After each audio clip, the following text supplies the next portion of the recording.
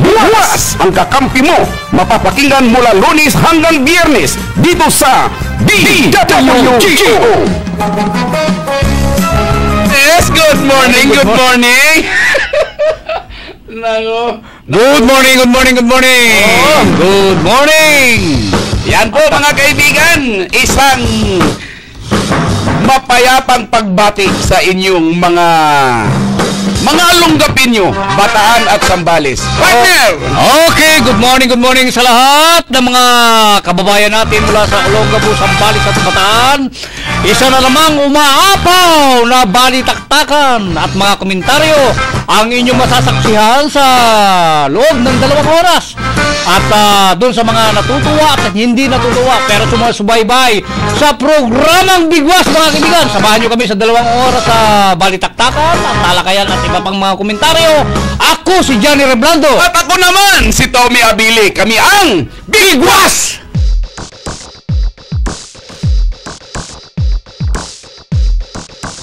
Kahapon po ng umaga, may naganap po sa harapan mismo ng New Public Market. Ipalabas po natin to.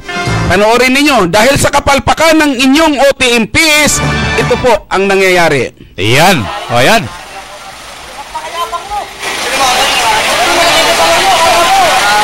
Ayan po mga kaibigan, ha? Yan. Kaya nga, ang tinatalakay natin dito, pag tinalakay natin, may kakibat. Video. Kung nakikita po ninyo, yung bisikleta na sa ilalim ng harapan ng Victory, yan. Alam nyo po ba kung sino yung may pagkakamali dyan? Yan, kita nyo yung matanda. 2 matatanda po yan. Yung OTMPs na yan, yan ang may pagkakamali. Dahil mayroon pang tumatawid na mga tao, pinago na niya ang mga sasakyan. Kung nakipapansin po ninyo dyan, yung bisikleta na sa ilalim ng Victory, hindi po yan nasagasaan, hindi po yan nabundol. Yan, kita yung matandaan na kung kumagi sa pleno, kaya mo ba akong bayaran?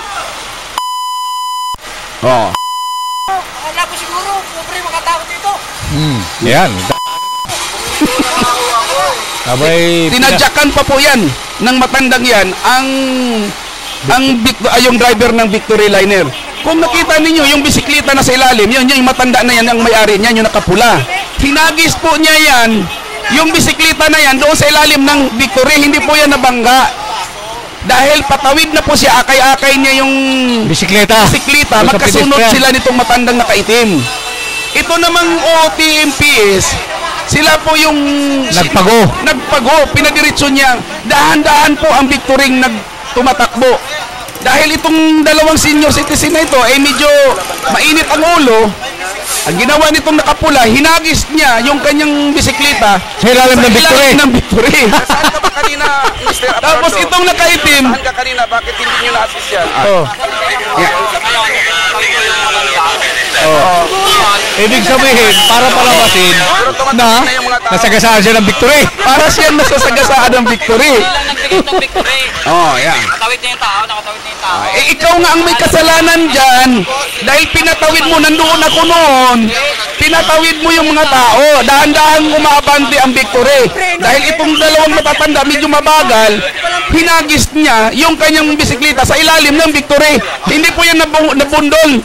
Kaya naman, yung ibang tao naman, nung makita nila na may bisikleta sa ilalim ng Victory, ang akala nila, nabundol ng Victory, nandoon na sa ospital yung may dala ng bisikleta. Samantala yung matanda, napakalakas. Nanuntok pa nga sinuntok pa yan. Yan po mga kaibigan.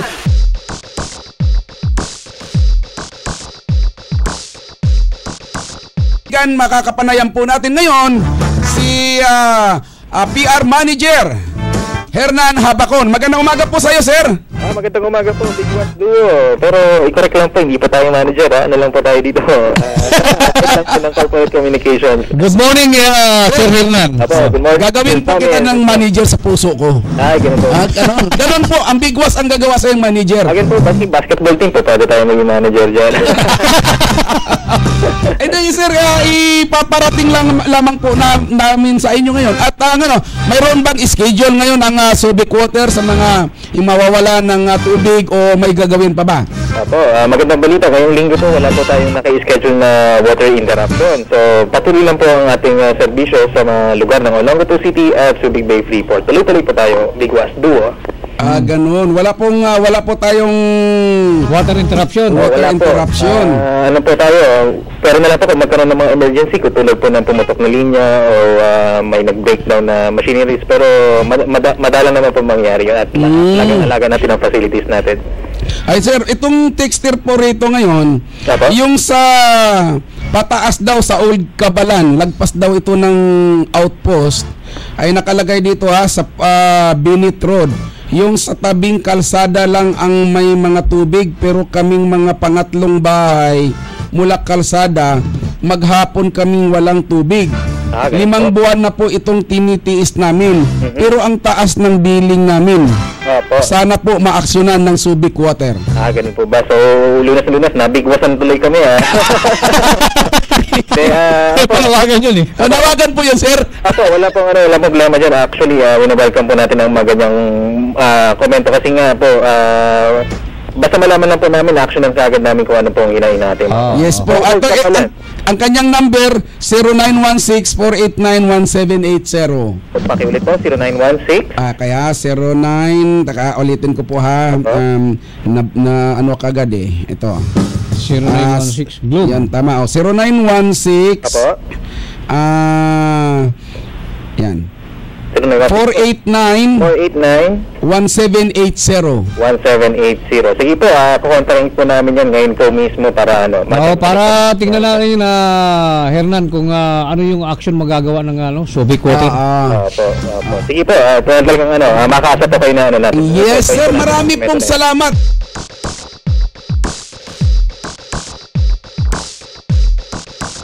Kapanayamin po natin partner si Engineer Mansueto ng PDC. Magandang umaga sa iyo, sir.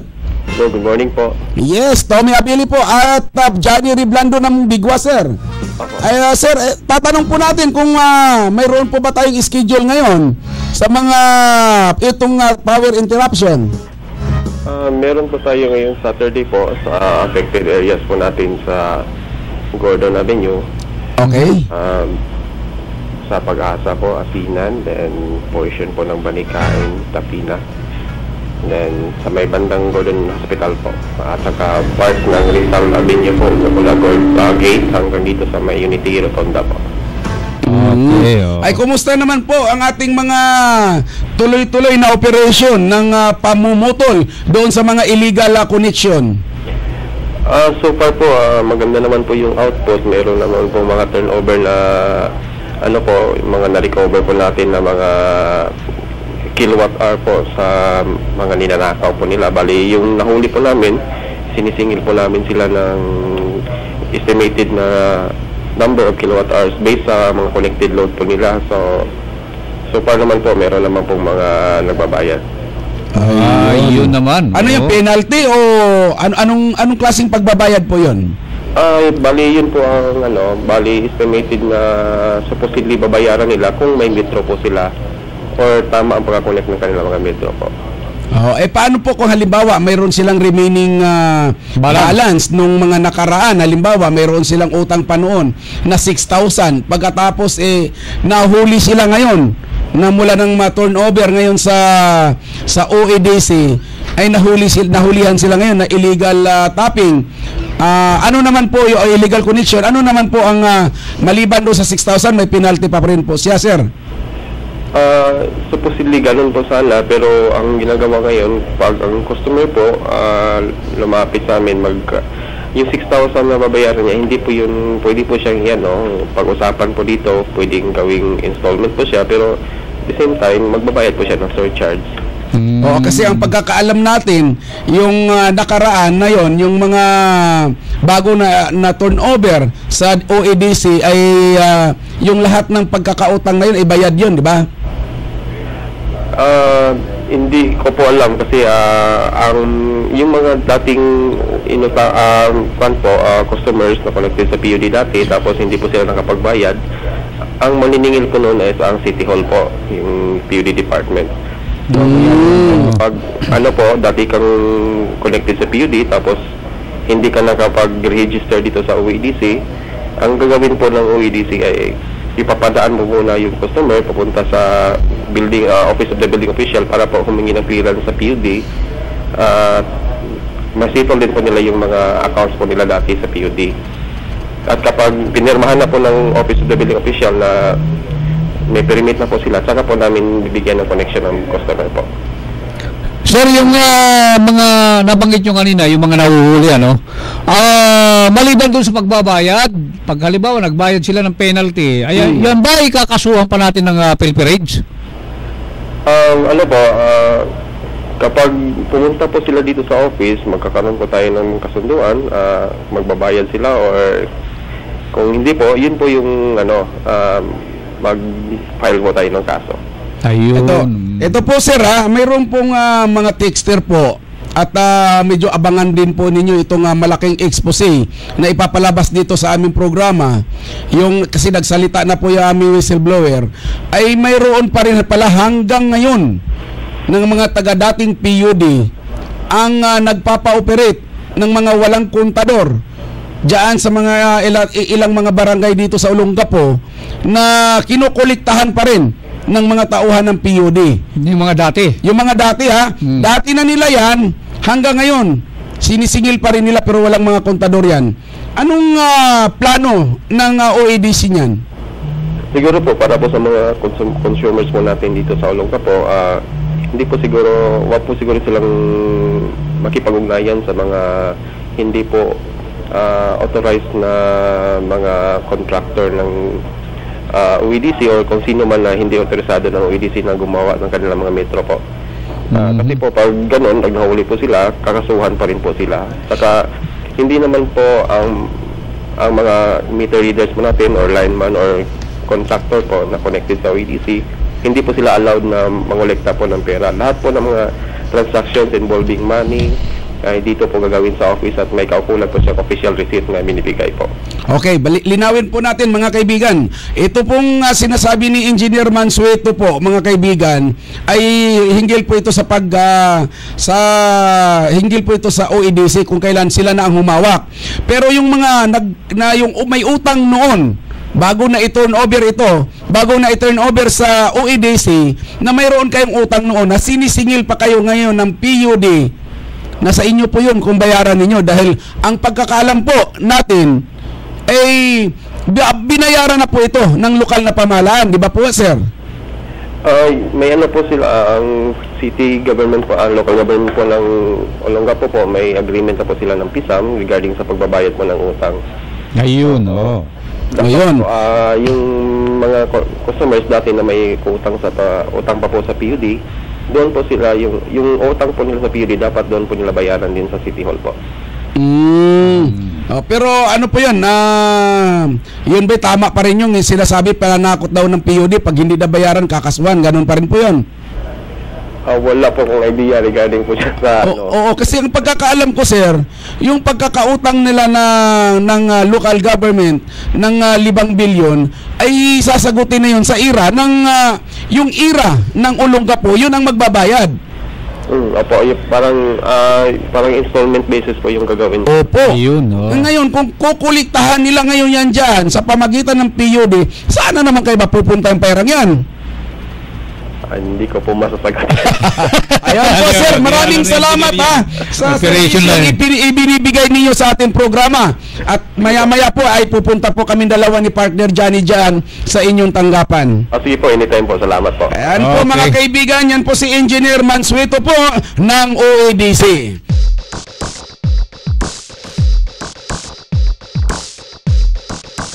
Yan na naman mga kaibigan ang simula na Lunes na Lunes, mga kaibigan. Isa na naman po yung mainit na balitaktakan, komentaryo at mainit na talakayan ang inyong nasaksihan sa araw ng sa programang Bigwas. At muli, bukas, mga kaibigan, muli nyo kaming samahan sa ganito ring oras mula alas 8 hanggang alas 10 ng umaga sa programang Bigwas. Ako po si Johnny Reblando. At ako naman si Tommy Abili. Kami ang Bigwas!